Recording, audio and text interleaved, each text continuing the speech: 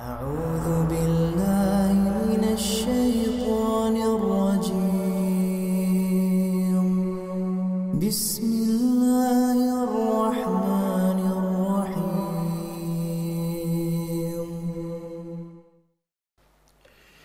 Bismillahirrahmanirrahim. Assalamualaikum warahmatullahi wabarakatuh.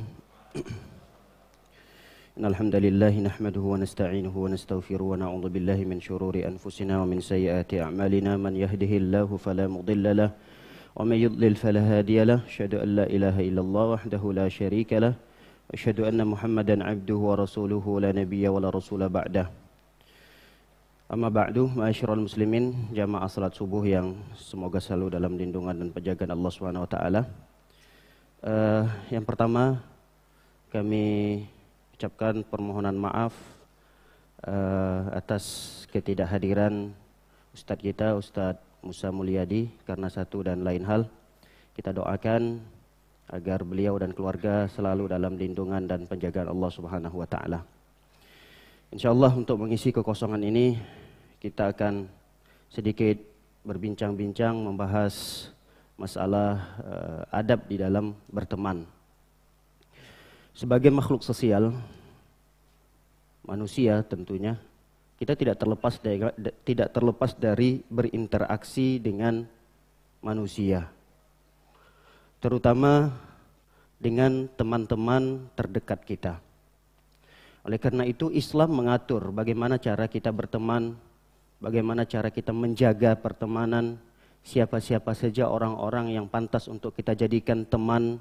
Ini diatur dalam Islam. Karena pentingnya seseorang itu memilih, menjaga, dan mempertahankan pertemanan itu. Jangan sampai kita salah di dalam memilih pertemanan atau memilih teman, karena teman ini akan memberikan pengaruh yang besar kepada kita, kepada dunia kita, terutama kepada akhirat kita. Ketika seseorang salah di dalam memilih teman, yang tadinya di dunia akrabnya luar biasa, yang tadinya di dunia solidnya begitu dahsyat, tapi malah menjadi musuh kelak di akhirat. Dan ini diingatkan oleh Allah Subhanahu wa taala. Kata Allah Subhanahu wa taala, al-akhillau yawma idzin ba'duhum li ba'din adu illal muttaqin. Pertemanan kelak pada hari kiamat bisa jadi antara satu dengan yang lainnya mereka saling bermusuhan. Tadi di dunia luar biasa, kemana-mana bersama, makan bareng, ada proyek, kerjakan bersama. Di dunia Masya Allah. Tapi tiba-tiba kaget, dikumpulkan oleh Allah di padang mahsyar, antara satu dengan yang lainnya saling menuntut. Ini di akhirat.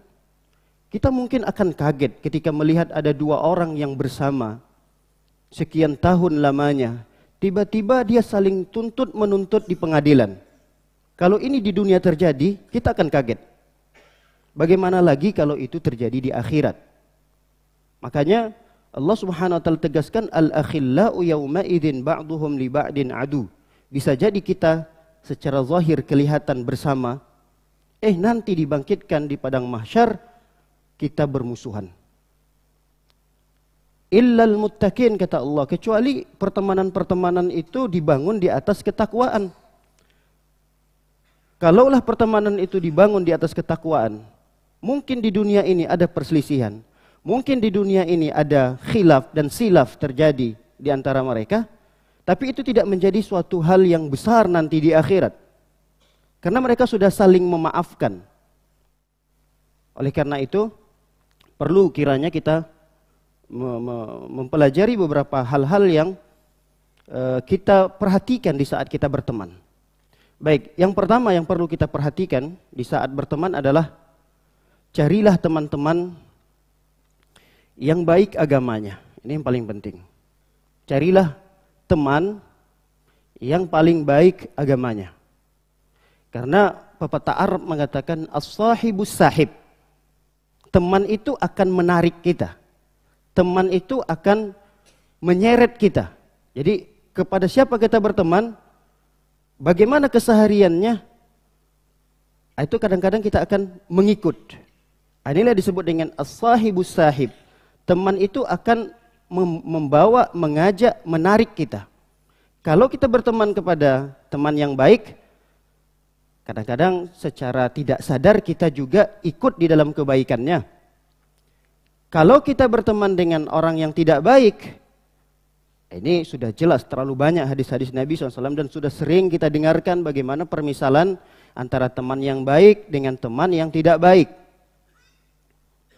Oleh karenanya Umar bin Khattab radhiyallahu taala anhu, beliau menegaskan dalam sebuah ucapannya yang ditulis oleh para ulama, kata beliau, "Ma u'tiyal 'abdu ba'dal Islam ni'matan khairan min akhin salih, fa idza wajada ahadukum wuddan min akhihi falyatamassak bihi."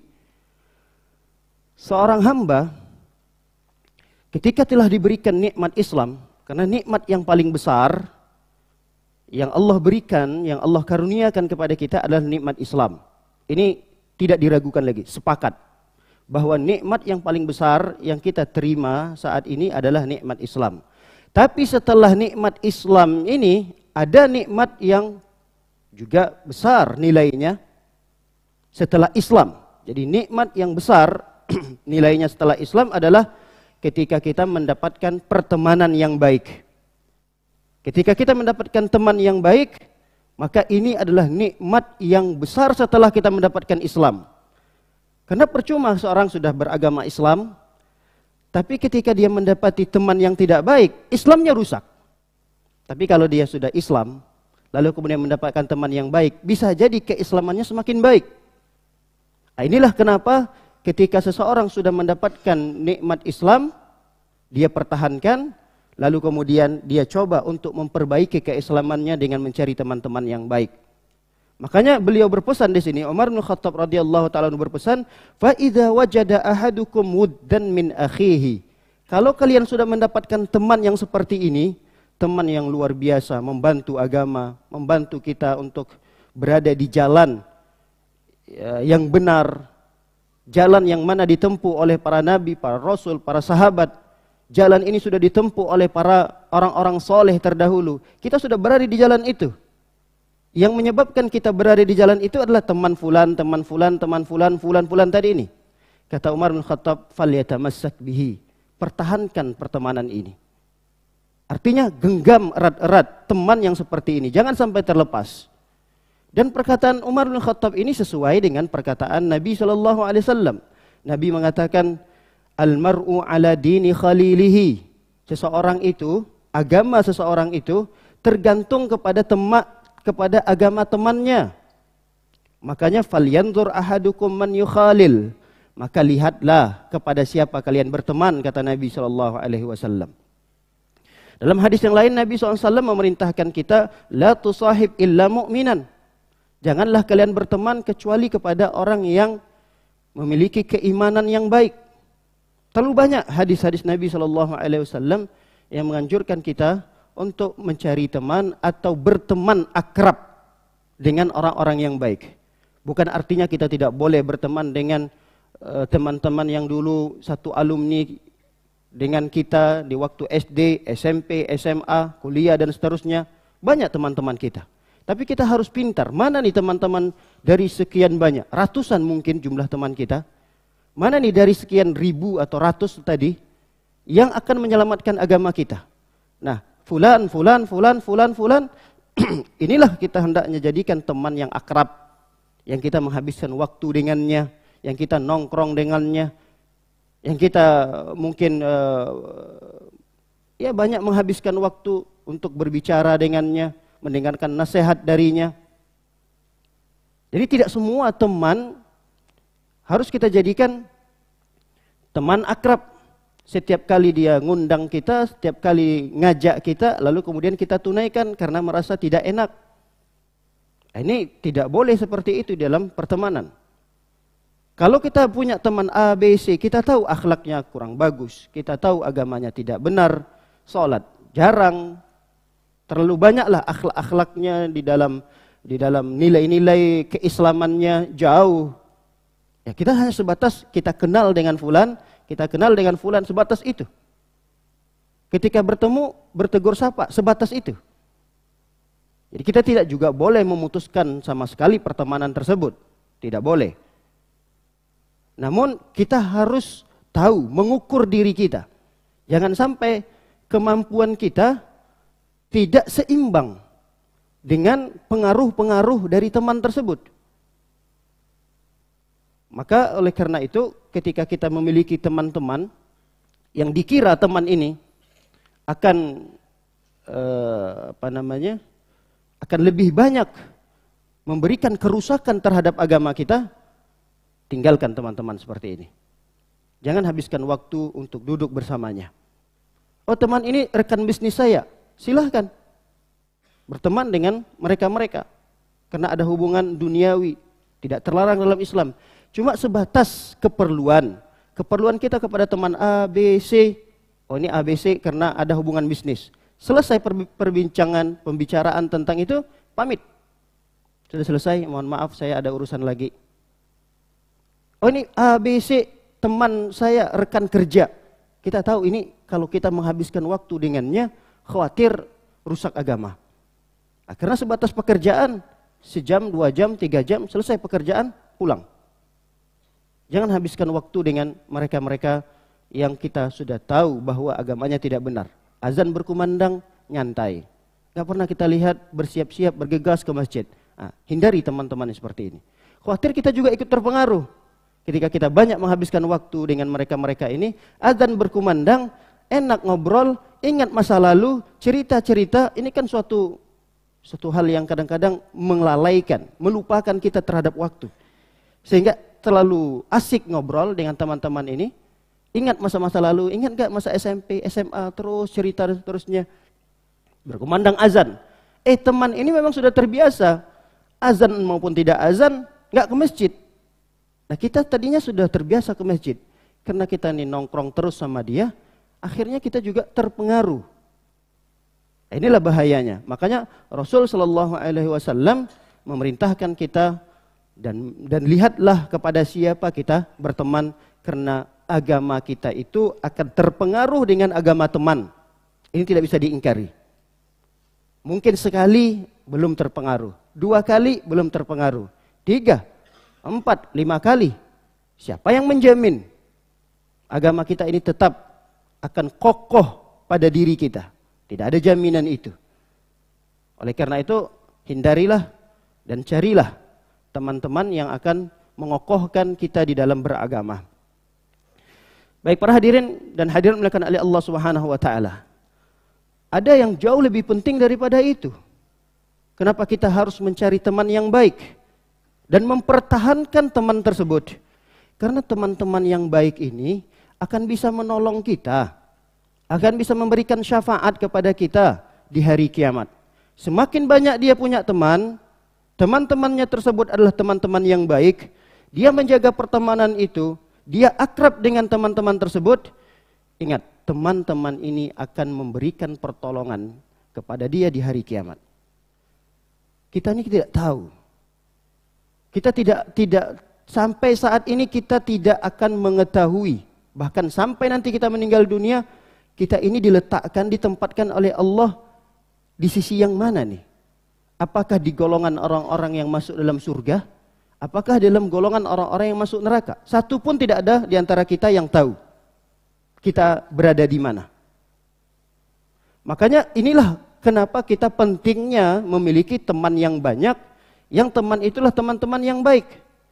Karena bisa jadi teman-teman kita dari sekian banyak itu ada 2, 3, 4, 5, 10, mungkin 20, 30. Mereka divonis oleh Allah masuk ke dalam surga. Ingat dalam satu hadis ini sangat panjang sekali, tapi saya ingin mengambil poinnya saja. Panjang, cerita hadis ini panjang. Artinya Rasulullah SAW saat itu menceritakan tentang kejadian pada hari kiamat. Di antara yang diceritakan oleh Rasulullah SAW, penghujung daripada hadis tersebut, Nabi menceritakan bagaimana proses orang-orang melewati sirat. Sirat ini adalah jembatan yang di bawahnya neraka. Ketika seseorang selamat dari sirat itu, dia masuk ke dalam surga.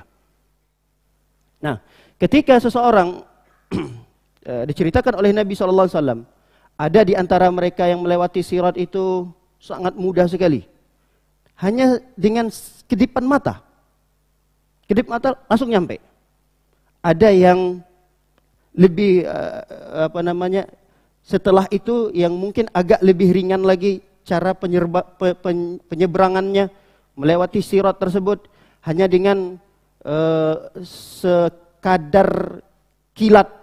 Kilat kalau kilat itu kan nggak terlalu butuh banyak waktu. Ada yang sampai secepat itu. Ada yang sampai seperti menunggangi kuda, ada yang berlari, ada yang berjalan, ada yang merangkak, berbagai macam jenis orang ketika melewati sirat tersebut. Sampailah kata Rasulullah SAW, ada sebagian mereka yang selamat. Ketika sudah selamat melewati sirat ini pertanda besar bahwa dia akan masuk ke dalam surga Allah Subhanahu wa taala. Namun ada sebagian mereka, kata Rasul sallallahu alaihi wasallam, ketika mereka sudah selamat dari sirat itu, dia ingat dengan teman-temannya dulu di dunia. Nah, ini yang ingin kita garis bawahi dari cerita Nabi sallallahu alaihi wasallam dalam hadis ini. Ketika di antara teman-teman kita itu, kita tidak bisa pastikan fulan teman-teman saya ini penduduk surga. Nggak bisa kita pastikan. Tapi kita tetap harus berikhtiar, berusaha untuk mencari sekian banyaknya teman yang kita juga tidak mengetahui. Bisa jadi fulan ini penghuni surga. Bisa jadi, kita tidak memastikan itu. Baik, ketika mereka selamat melewati sirat tersebut, lalu kemudian mereka enggan untuk masuk surga terlebih dahulu, sebelum mereka bertanya dulu kepada Allah Subhanahu wa taala. Kata mereka, yaquluna rabbana kanu yasumuna ma'ana wa yusalluna wa yahujjun. Ya Allah, Rabbana, wahai Tuhan kami, dulu kami itu punya banyak teman di dunia. Fulan teman-teman kami dulu di dunia. Ya Allah, yang mereka itu dulu berpuasa bersama kami. Mereka itu sholat bersama kami. Mereka itu umroh bareng sama kami.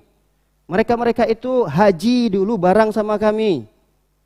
Ternyata teman-teman si fulannya ini tidak dia lihat. Bahkan mungkin ada di neraka. Makanya dia tanya, ya Allah, fulan dulu bareng sama kami. Ngaji di masjid fulan. Ini teman akrab saya ya Allah. Tapi kok saya nggak ngelihat. Lihat. Disinilah kenapa pentingnya kita mencari teman-teman yang baik. Karena teman-teman yang seperti inilah yang akan membawa dan menyelamatkan serta menolong kita. Karena pertemanan-pertemanan yang baik tidak hanya memberikan manfaat di dunia saja, tapi manfaat itu akan kita dapatkan sampai di akhirat. Para hadirin dan hadirin oleh Allah Subhanahu wa taala. Setelah mereka kecarian, mana teman-temannya tadi? Lalu kemudian Allah Subhanahu wa taala pun mengatakan kepada mereka, "Akhriju man arabtum fatuharramu suwaruhum 'alan nar fayukhrijuna khalqan katsira." Kata Allah Subhanahu wa taala berkata kepada mereka-mereka yang sudah selamat melintasi sirat tadi, ya sudah kalau begitu, cobalah kalian lihat siapa di neraka itu yang kalian kenal. Nah, ini yang sekali lagi perlu kita garis bawahi. Coba lihat, kata Allah Subhanahu wa taala, dan keluarkan mereka-mereka teman-teman yang kalian kenal. Ingat, yang diperintahkan oleh Allah di sini mengeluarkan orang-orang yang dikenal. Makanya di sinilah perlu kayak kita punya banyak kenalan, banyak teman tadi. Bukan artinya kita ingin menyalahkan atau ingin mengkritiki.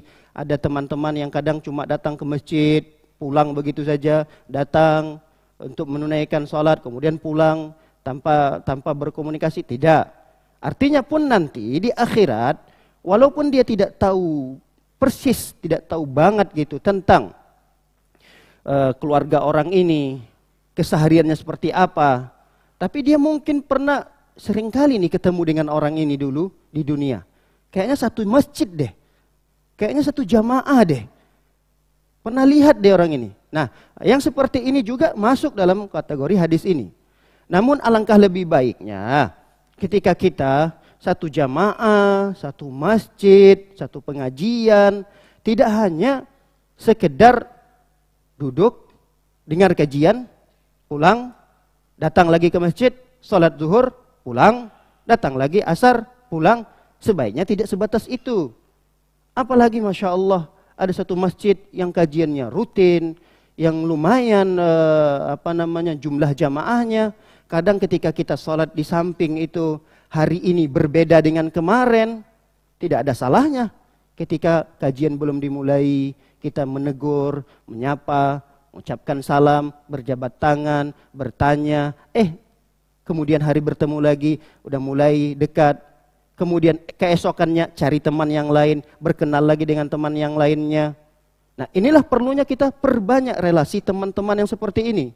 Kalaulah di dalam perbisnisan kita dituntut untuk mencari relasi, kenapa di dalam perbisnisan akhirat kita malas untuk berkenalan? Padahal teman-teman yang kita kenal ini adalah teman-teman yang di masjid. Ya, kita husnuzan, teman-teman yang datang ke masjid ini adalah teman-teman yang baik. Husnuzan kita seperti itu. Kalaulah kita mudah bergaul dan berteman di luar masjid, gampang kita menyapa orang. Kadang di bis, suatu perjalanan, kita nggak kenal orang ini. Tapi bisa kita berkenalan, kita bisa bicara dengan dia yang mungkin kita tidak tahu sejauh mana agamanya. Tapi mereka-mereka yang datang ke masjid ini, yang duduk di masjid, ngaji, dengarkan nasihat, ini kan dia tidak akan datang ke sini kecuali menginginkan kebaikan. Berarti ini orang baik. Makanya kalau kita belum dimulai kajian atau setelah selesai kajian, ketika kita ingin duduk di sebelahnya, tidak ada salahnya. Bahkan itulah yang dianjurkan. Kita menegurnya, menyapanya, mengucapkan salam, kemudian berkenalan. Sehingga pertemuan kedua sudah mulai ini, kayaknya pernah lihat nih orang ini. Sudah mulai dekat, ketiga, keempat, kemudian keesokan yang berikutnya lagi, cari teman yang baru lagi. Baik, kita lanjutkan hadis tersebut. Lalu kemudian Allah Subhanahu wa taala mengharamkan neraka itu untuk menjilat. Padahal orang-orang yang tadi yang sudah divonis masuk ke neraka sudah terbakar, sampai ada yang sudah terbakar sampai di betisnya. Tapi karena buru-buru teman-temannya yang sudah selamat tadi ini melintasi sirat, lalu kemudian bertanya kepada Allah, mana fulan ya Allah, fulan ini ya Allah. Ini dulu barang ngaji sama saya, ini dulu pernah umroh satu alumni sama saya, pernah haji bersama saya, dan seterusnya. Mana mereka ya Allah? Kata Allah Subhanahu wa taala, akhriju man araftum. Kalau begitu silahkan kamu lihat, keluarkan siapa saja orang yang kamu kenal di dalam neraka tersebut. Lalu kemudian fayukhrijuna khalqan katsira. Orang-orang yang selamat melintasi sirat tadi ini pun lalu kemudian mengeluarkan teman-temannya yang jumlahnya sangat banyak. Jadi tidak satu dua temannya saja yang diberikan izin oleh Allah. Silakan kamu lihat ya teman-temanmu. Tapi kalau bisa jangan lebih dari 10. Enggak ada pembatasan itu. Kata Rasul SAW dalam hadis ini, fayukhrijuna khalqan katsira. Mereka pun mengeluarkan jumlah yang begitu banyak dari neraka tersebut. Qad akhadzat naru ila nisfi saqaihi. Padahal teman-teman yang dikeluarkan tadi itu sudah dijilat oleh api neraka setengah daripada betisnya. Sudah mulai dihukum oleh Allah SWT dalam neraka. Wa ila rukbataihi. Bahkan ada yang sampai kepada lututnya. Summa yaquluna rabbana ma baqiya fiha ahadun mimman amartana bihi. Ya Allah, sudah selesai ya Allah. Permintaan kami sudah Engkau kabulkan. Dan kami sudah mengeluarkan orang-orang yang sebatas apa yang Engkau perintahkan. Yang diperintahkan Allah tadi, keluarkan siapa saja yang kamu kenal. Sudah kami laksanakan perintah itu ya Allah. Fayaqul, nih lihat nih, Allah berkata lagi, irji'u faman wajadtum fi qalbihi mithqala dinarin min khairin fa akhrijuhu. Lalu kemudian Allah perintahkan yang kedua kalinya lagi. Lalu kemudian kata Allah, keluarkan lagi. Siapa-siapa saja yang kalian dapati di dalam hatinya terdapat keimanan, kebaikan, walaupun hanya sebesar 1 koin dinar. Kebaikan yang dia miliki cuma 1 koin dinar. Tadi mungkin orang itu tidak sampai hati gitu mengeluarkan, walaupun tuh dikenal tuh fulan. Tapi fulan-fulan yang dikenal tadi ini tidak seperti apa yang mereka ceritakan kepada Allah. Kan golongan yang pertama tadi yang dikeluarkan oleh teman-temannya tadi, ceritanya kan sholat bersama, haji bersama, ngaji bersama. Ini golongan yang kedua yang diperintahkan oleh Allah. Coba lihat lagi, kata Allah. Coba lihat lagi, barangkali ada. Keluarkan lagi. Walaupun mereka-mereka itu hanya memiliki kebaikan sebesar dinar. Dinar ini berapa sih dinar? Anggaplah dinar ini 5 gram emas. Ini udah hitungan lebih loh ini. Anggap 5 gram emas. Ternyata dia memiliki sekitar kebaikan begitu. 5 jutaan lah mungkin yang pernah dia infakkan atau apalah yang pernah dia gunakan. Kata Allah Subhanahu wa taala, coba lihat lagi. Tapi karena perintah yang pertama atau ajuan yang pertama tidak sampai sebatas ini, makanya mereka nggak mau mengeluarkan. Nggak mau mengeluarkan mereka-mereka ini. Yang keluarkan adalah yang dulu sering bersama ngaji, sering bersama sholat dan seterusnya. Akhirnya karena ini perintah dari Allah lagi, mereka datang lagi melihat di neraka. Fayukhrijuna khalqan katsirah. Lalu setelah itu mereka pun mengeluarkan jumlah penghuni neraka yang jumlahnya begitu banyak. Akhirnya mereka datang lagi kepada Allah Subhanahu wa taala. Sudah ya Allah, kami sudah keluarkan orang-orang yang kami kenal yang memiliki kebaikan-kebaikan yang sebesar apa yang kau ceritakan ya Allah. Lalu kemudian Allah perintahkan lagi, coba lihat lagi yang ketiga kalinya. Barangkali ada lagi yang kalian kenal. Walaupun mereka hanya memiliki kebaikan setengah daripada dinar.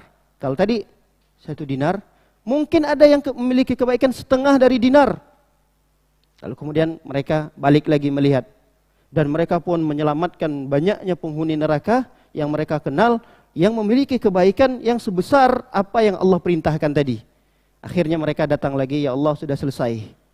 Apa yang telah engkau perintahkan untuk dikeluarkan mereka-mereka ini yang memiliki kebaikan tersebut, sudah kami keluarkan dan jumlah mereka juga banyak.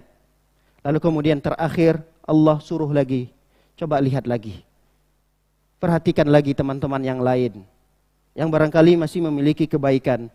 Lalu kemudian Allah Subhanahu wa taala ceritakan di dalam perbincangan ini, summa yaqulun Rabbana la nadhar fiha mimman amartana ahadan. Sudah kami keluarkan semua ya Allah. Pokoknya yang kau perintahkan sudah kami tarik untuk keluar dari api neraka. Fa akhrijuhu. Lalu kemudian Allah Subhanahu wa taala perintahkan yang terakhir ini. Akhriju. Coba lihat lagi.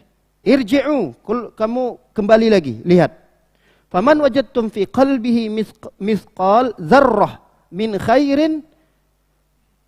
Lalu ketika kamu melihat di hatinya, pada diri orang tersebut memiliki kebaikan, walaupun kebaikan itu sebesar zarrah. Zarrah ini banyak yang menerjemahkan sebesar biji sawi. Karena di zaman itu benda yang paling kecil adalah biji sawi. Biji sawi itu hampir kalau kita lihat 1 butir taruh di telapak tangan ini hampir tidak terlihat. Hampir tidak terlihat.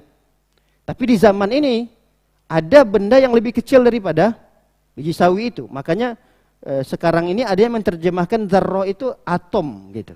Ada yang menerjemahkan atom. Anggaplah sebesar biji sawi. Ini kan kebaikan yang kecil sekali. Tapi Allah tidak akan zalim kepada hamba-hambanya yang berbuat baik.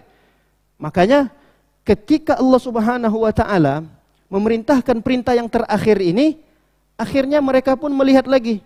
Ternyata ada beberapa jumlah yang begitu besar yang masih memiliki kebaikan, lalu kemudian mereka-mereka yang sudah divonis masuk dalam surga tadi ini pun membantu untuk mengeluarkannya. Nah, hadis ini diriwayatkan oleh Abu Sa'id Al-Khudri radhiyallahu taala anhu, sahabat Nabi sallallahu alaihi wasallam. Ketika Abu Sa'id Al-Khudri menceritakan hadis ini, mungkin orang-orang mendengarkan seperti kita lah. Masa iya sih? Apa benar akan terjadi seperti itu? Kayak agak kurang-kurang yakin gitu. Makanya Abu Sa'id Al-Khudri menegaskan kembali ketika beliau ingin menutup hadis ini, kata beliau, "Illam takun tusaddiquni bihadzal hadis, kalau kalian illam tusaddiquni, tidak membenarkan, kalian tidak percaya dengan hadis yang saya ceritakan ini, faqra'u, baca lagi, in syi'tum, kalau kalian mau, firman Allah Subhanahu wa taala. Artinya hadis ini bukan saya ngarang. Mungkin kalian belum pernah langsung mendengarkan hadis ini dari Rasulullah, tapi saya dengar. Saya ceritakan kepada kalian semua, pada murid-muridnya Abu Sa'id Al-Khudri. Kalau kalian kurang yakin dengan hadis ini, baca lagi firman Allah Subhanahu wa taala. Kata Allah, "Innallaha la yadhlimu mithqala dzarrah wa in taku hasanatan yudha'ifha wa yu'ti min ladunhu ajran 'azima." Kata Allah Subhanahu wa taala, "Innallaha la yadhlim." Allah Subhanahu wa taala tidak akan zalim mithqala dzarrah, kepada kebaikan seseorang walaupun hanya sebesar zarrah tadi. Zarrah tadi sebesar biji sawi. Makanya dalam ayat yang lain Allah tegaskan lagi, "Faman ya'mal mithqala dzarrah." Lihat, ditegaskan lagi dalam ayat yang sudah kita hafal nih sejak kecil. "Faman ya'mal mithqala dzarratin khairan yarah." Artinya kebaikan sekecil apapun Allah akan balas. Makanya ditegaskan, "Wa in taku hasanatan." Dan kebaikan yang kecil tadi itu bisa jadi dia semakin besar dan diberikan ganjaran oleh Allah berlipat-lipat ganda. Yudha'ifha, Allah akan lipat gandakan kebaikan yang tadi dianggap kecil sebesar zarrah itu. Wa yu'ti min ladunhu ajran 'azima, dan Allah berikan, Allah datangkan pahala yang besar buat mereka-mereka. Baik, ini hadis yang saya katakan tadi agak panjang. Ini kita tidak menceritakan hadis ini secara utuh. Kita sudah potong dan kita mengambil poin penting yang sesuai dengan pembahasan kita. Tapi yang ingin kita tekankan di sini sekali lagi, adab di dalam berteman adalah cari teman-teman yang baik. Luaskan relasi kita, perbanyak teman-teman yang baik ini. Karena ini adalah bisnis yang akan menguntungkan kita untuk akhirat.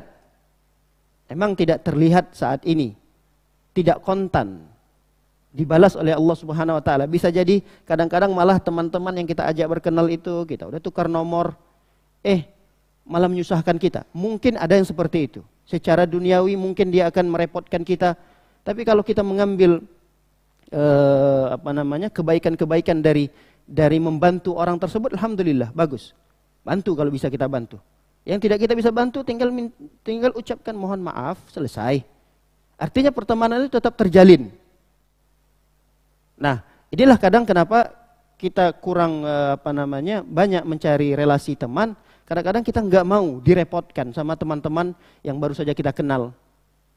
Karena nggak mau direpotkan. Jadi semakin kita besar upaya repotnya kita, semakin besar kita sulit dan repot ketika mencari teman-teman, maka semakin besar pula lah pahala yang akan diberikan oleh Allah Subhanahu wa taala.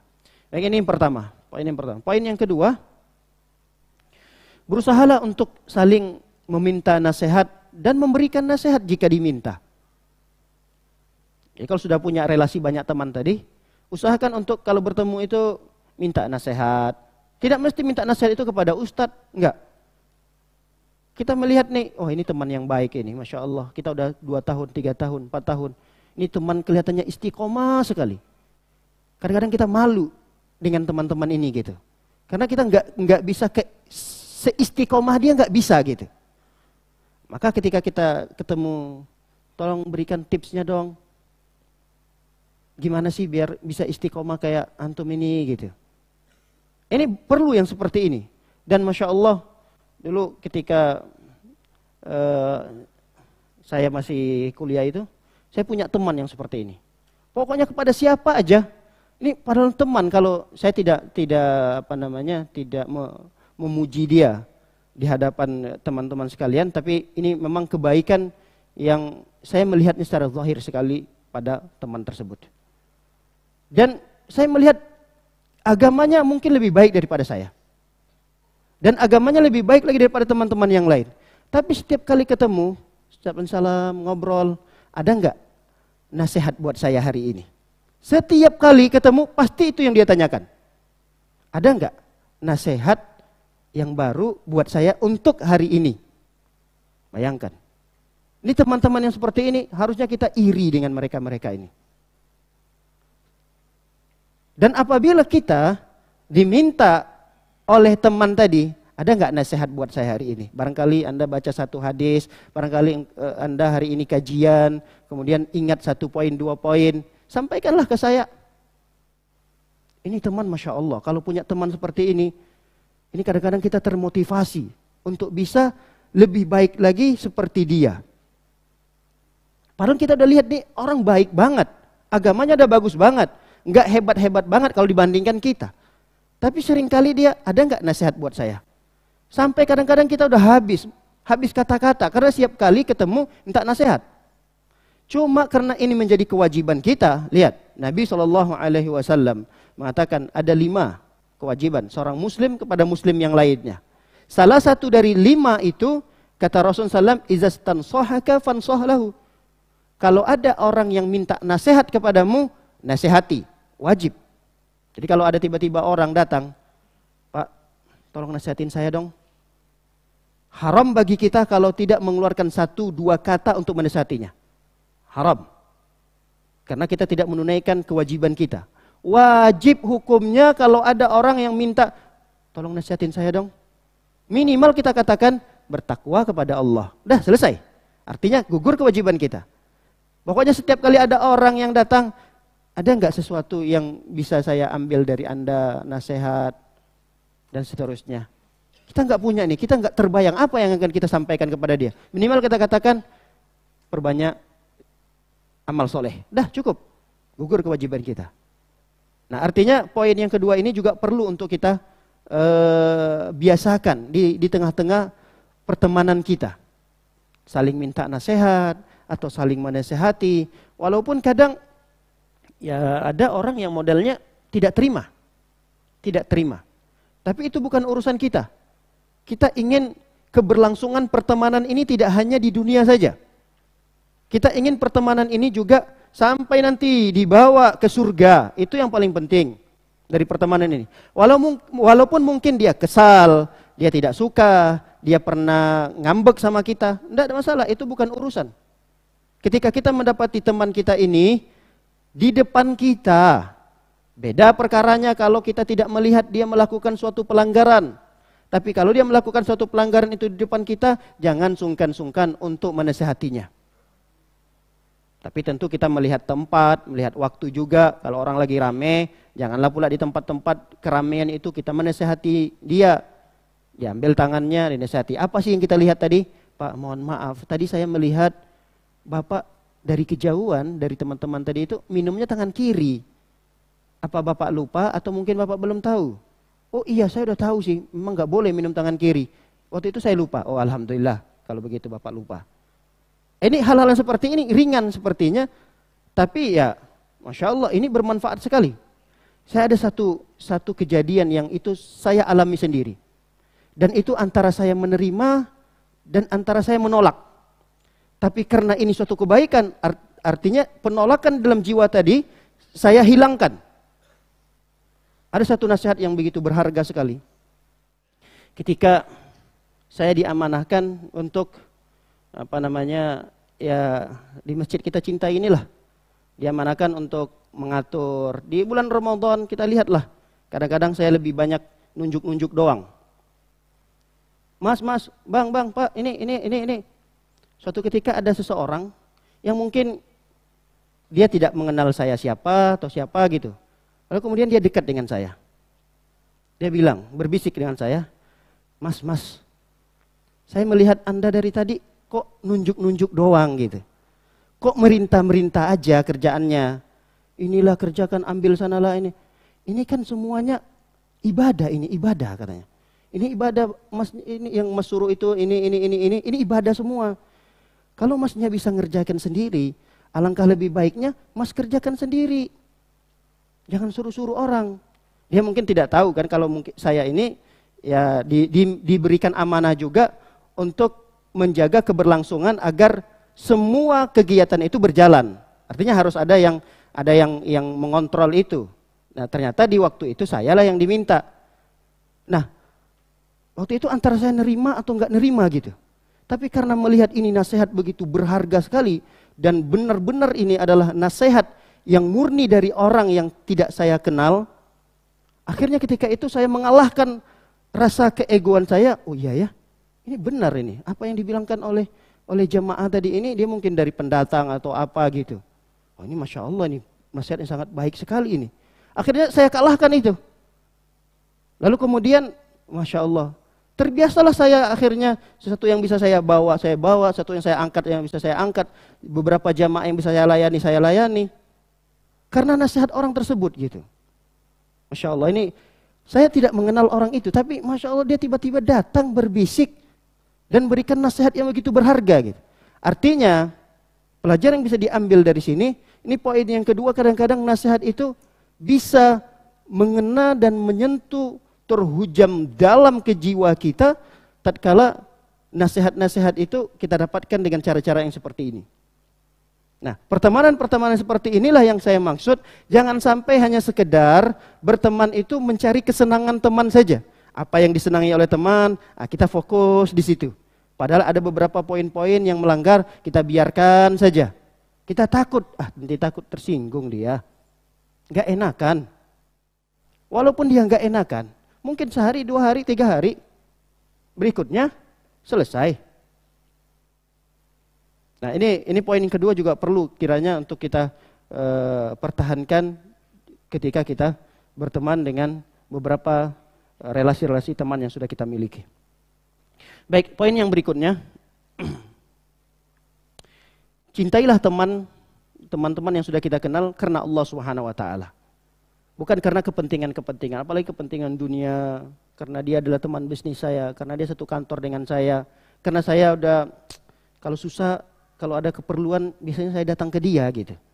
Nah, kalau teman-teman dibangun atas dasar kepentingan-kepentingan seperti ini bisa dipastikan kalau sudah tidak ada lagi keperluan, selesai pertemanan, bisa dipastikan. Makanya pertemanan itu harus dibangun atas dasar lillah, karena Allah. Karena setelah kita tidak memiliki urusan apapun dengan dia, pertemanan itu terjalin. Makanya dalam satu hadis Nabi SAW menjanjikan satu naungan di hari kiamat, yang pada hari itu tidak ada naungan lagi. Tidak ada naungan pada hari kiamat. Nggak ada gendung, nggak ada bangunan tinggi, nggak ada gunung, nggak ada. Kita tidak bisa berlindung dari sengatan matahari yang jaraknya begitu dekat dari ubun-ubun kita. Mau di mana kita berlindung? Semua tanah diratakan oleh Allah. Padang pasir itu rata semuanya. Nggak ada dataran tinggi, nggak ada dataran rendah. Kalau ada dataran rendahnya mungkin kita bisa ngumpat di situ. Misalnya sembunyi di situ. Ini semuanya ada rata. Dan tidak ada naungan kecuali naungan Allah Subhanahu wa taala. Dan disebutkan oleh Rasul SAW ada 7 golongan yang mendapatkannya. Sab'atun yuzilluhumullahu fi zilli yauma la zilla illa zilluh. Al-kiamat yang tidak ada lagi naungan kecuali hanya naungan milik Allah Subhanahu wa taala. Salah satu dari 7 golongan itu disebutkan oleh Rasul sallallahu alaihi wasallam, rajulani tahabba fillah ijtama'a alaihi wa tafarraqa alaihi, yaitu 2 orang yang mereka saling mencintai, mereka saling berteman. Pertemanan mereka ini dibangun atas dasar kecintaan karena Allah.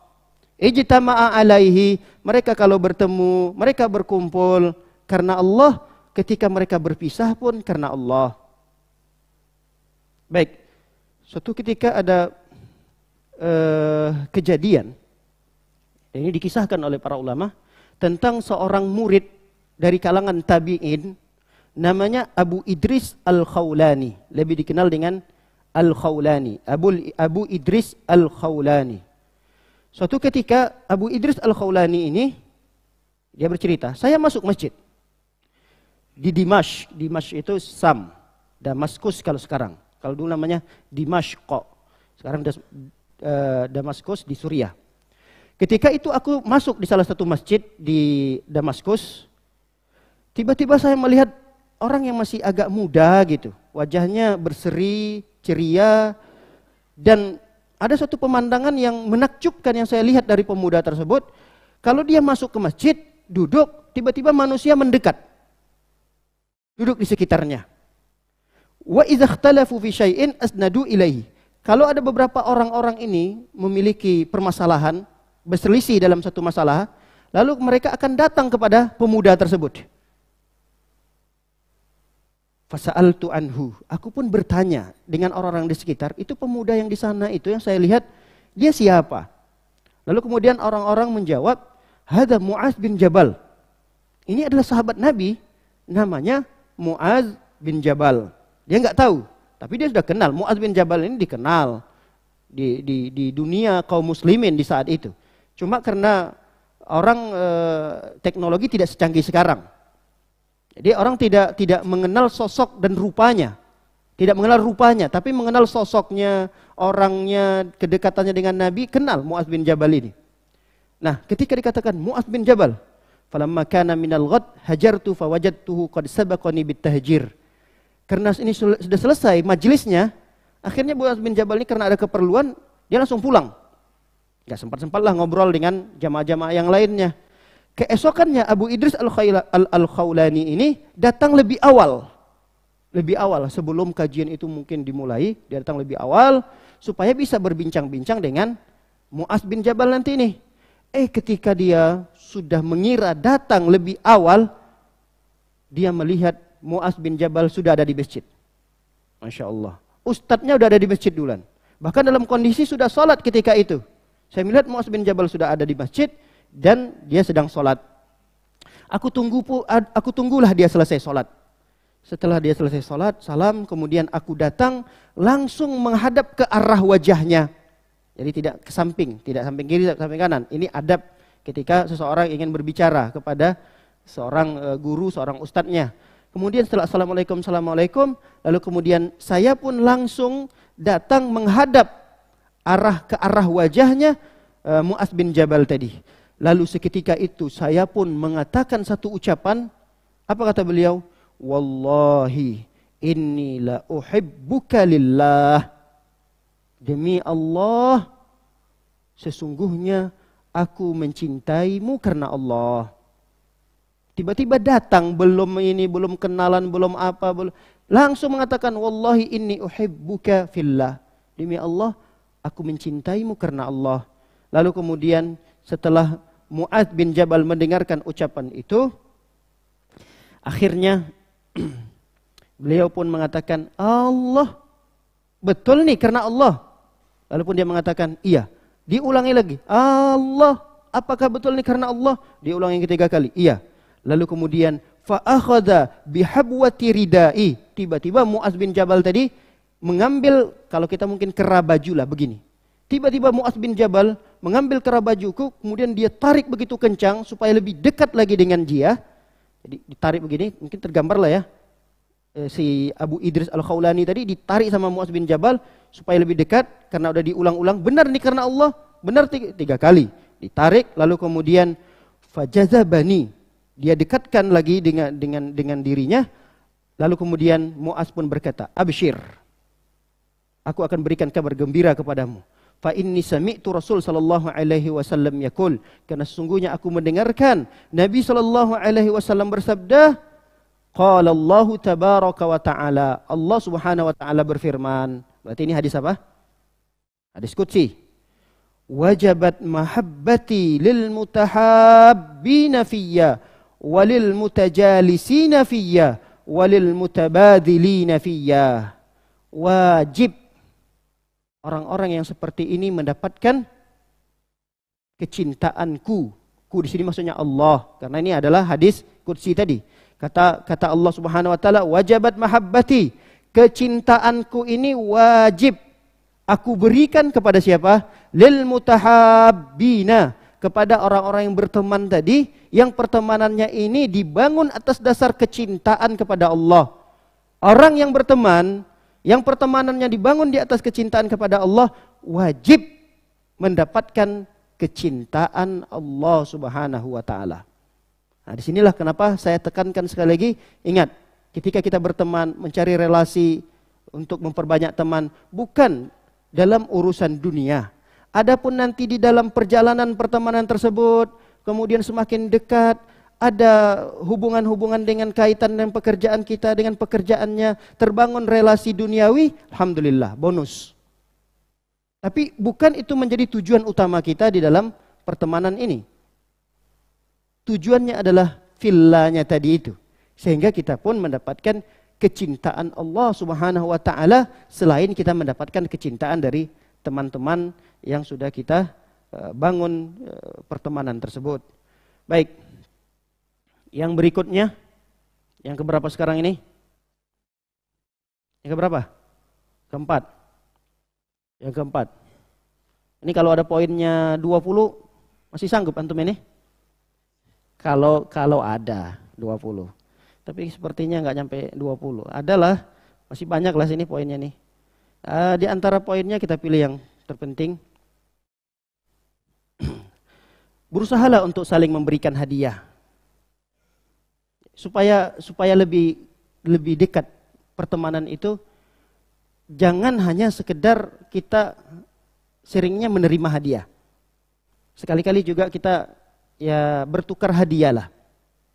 Karena Rasul Shallallahu Alaihi Wasallam bersabda, tahaddu, tahabbu, saling berbagi hadiahlah kalian, niscaya kalian akan saling mencintai.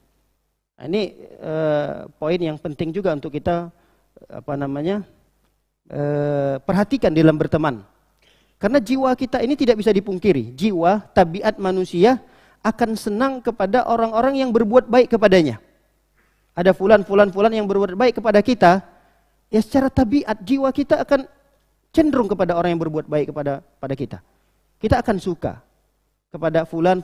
Kenapa fulan ini kamu senang dengan mereka? Karena mereka ini adalah orang yang berbuat baik kepada saya. Makanya untuk menjaga pertemanan itu tadi, usahakan kita tukaran-tukaran hadiah, saling berbagi hadiah. Fulan bagi hadiah, kemudian kita berikan hadiah pula kepada dirinya. Nah kita, mohon maaf nih, kadang-kadang kita perlu untuk sampaikan ini. Tidak boleh meremehkan hadiah dari teman-teman kita. Bahkan kita harus hargai walaupun dia hanya kecil. Karena mungkin kondisi teman kita itu tidak sama seperti kita. Ada orang misalnya beri hadiah itu bukan hal yang ringan yang dia berikan, besar nilainya. Tapi ada teman ini karena kita punya teman dia ekonominya tidak lebih baik dari kita. Ngasih kecil. Tapi kadang-kadang ada orang yang merasa ini disepelekan. Tidak dihargai. Apa-apaan ini? Hadiah apaan seperti ini? Sembarangan ngasih hadiah ke saya. Ini tidak boleh. Makanya Rasul SAW memberikan nasihat. Khususnya kepada perempuan-perempuan. Di hadis itu memang hadis itu menjelaskan tentang perempuan memang. Tapi ini berlaku juga bagi laki-laki. La tahkiranna. Kata Rasulullah, jangan kalian meremehkan, menyepelekan hadiah, pemberian dari tetangga, dari teman kita. Walaupun yang dia berikan adalah kuku, gulai, mungkin gulai lah kalau bahasa kita, yang isinya itu kuku-kuku kambing gitu. Kalau sekarang mungkin kita kaki ceker, ya, ceker ayam mungkin. Dia nggak mampu beli ayam. Yang dia beli ceker sebanyak-banyaknya. 1 kilo misalnya. Dimasak. Dia bisa beri itu. Nah kita yang mendapatkan pemberian itu nggak boleh meremehkan itu. Terima. Makan, nikmati. Kalau kita tidak suka, oh ternyata ceker saya nggak suka. Berikan kepada orang lain tanpa sepengetahuannya. Kalau misalnya kita juga tidak enak mau ngasih orang gitu. Nggak enak ini. Kita juga nggak suka. Bukan karena kita nggak menghargai itu, kita nggak suka. Ya udah kita terima saja. Jangan disepelekan, jangan dikecilkan. Ini untuk menjaga pertemanan tersebut. Baik, dalam satu kisah yang dijelaskan di mana Rasul Shallallahu Alaihi Wasallam ketika datang dari hijrahnya dari Mekah menuju Madinah, di antara yang pertama sekali dilakukan oleh Rasulullah setelah membangun masjid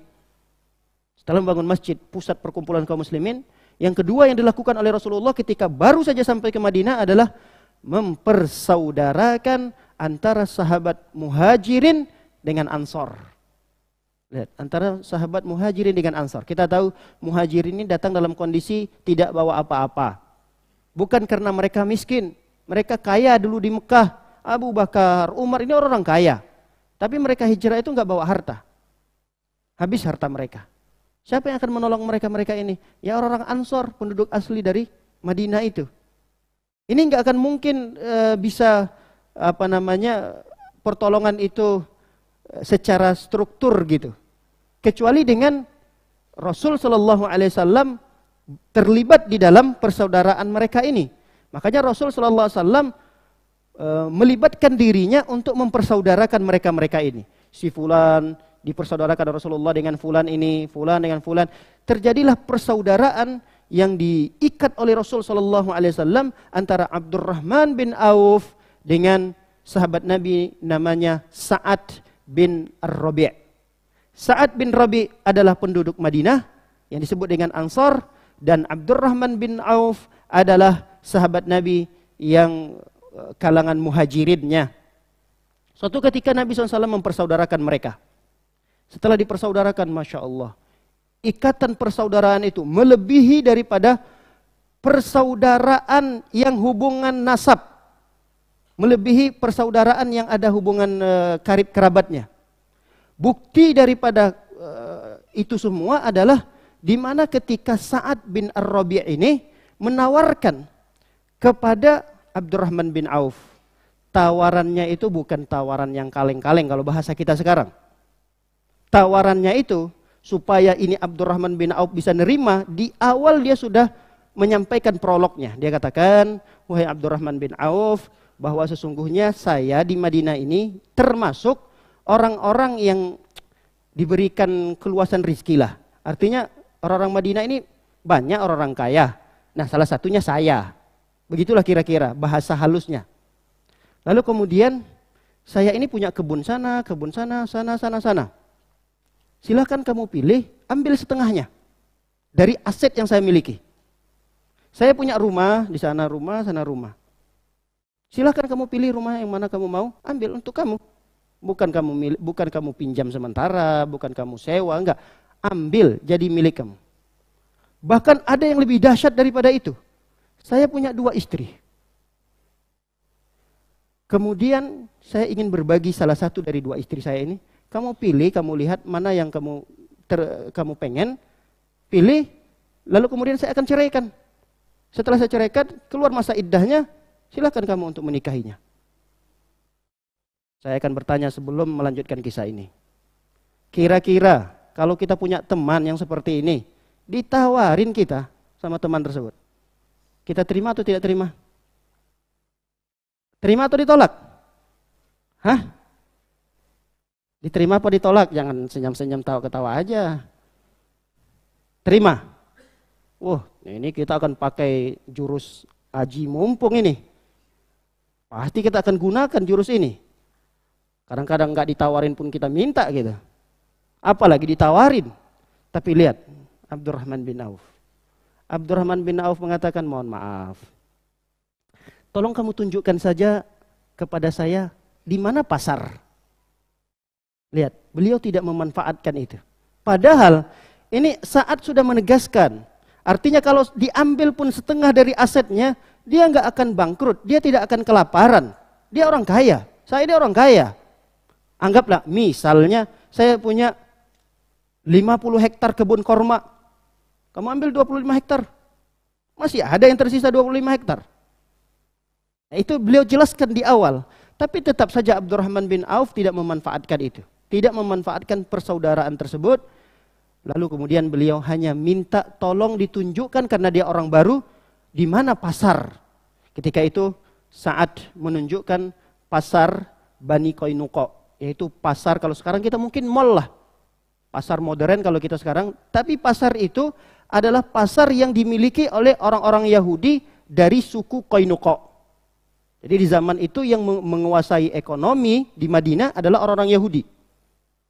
Nah, punya pasar itulah orang Yahudi, tapi yang berjualannya kios ini, itu orang-orang Madinahnya. Tapi yang punya pasarnya itu orang Yahudi. Nah, ditunjuklah ke sana. Mulailah beliau membangun usahanya di sana tanpa modal, kata para ulama. Modalnya hanya kepercayaan. Di saat itu dia ngobrol, kenalan dulu dengan pemilik barang ini. Boleh nggak saya bantu untuk jualkan barang ini kepada teman-teman yang lain. Jadi kepercayaan, dibawa itu boleh hutang dulu, laku, kemudian dia bayar. Sampai pada akhirnya Abdurrahman bin Auf ini menjadi orang yang paling kaya raya di Madinah itu. Masya Allah. Apa pelajaran yang bisa kita ambil di sini? Pelajaran yang bisa kita ambil di sini adalah di dalam pertemanan ini kita perlu saling memberikan hadiah. Perlu kita saling memberikan hadiah. Bagaimana sahabat-sahabat Nabi Shallallahu Alaihi Wasallam? Kita lihat, jangan yang kita bagikan kepada teman, tetangga itu bekas-bekas. Apa yang sudah masih mending lah, bekas masih mending kalaupun dia tidak tahu. Kadang-kadang sisa yang sudah tidak mungkin lagi untuk dimakan. Kadang-kadang cuma dapat, ada yang lebih tega daripada itu, cuma dapat foto. Nah, ini kita kan nggak tahu dari sekian banyak teman kita itu, dari sekian banyak teman kita itu, apalagi itu di-share di grup, mohon maaf ini, di-share di grup, ada 1, 2, 3 teman kita itu, pengen banget 20 tahun yang lalu, sampai saat ini, belum tercapai keinginannya untuk makan yang kita foto itu. Kebayang nggak nih? Cerek, sedang menikmati santai makan malam di tempat A, B, C dengan menu yang difoto tadi. Di grup itu ternyata ada yang 20 tahun yang lalu. Masya Allah. Enggak usahlah terlalu jauh 20 tahun. Entah setahun, entah 2 tahun yang lalu lah.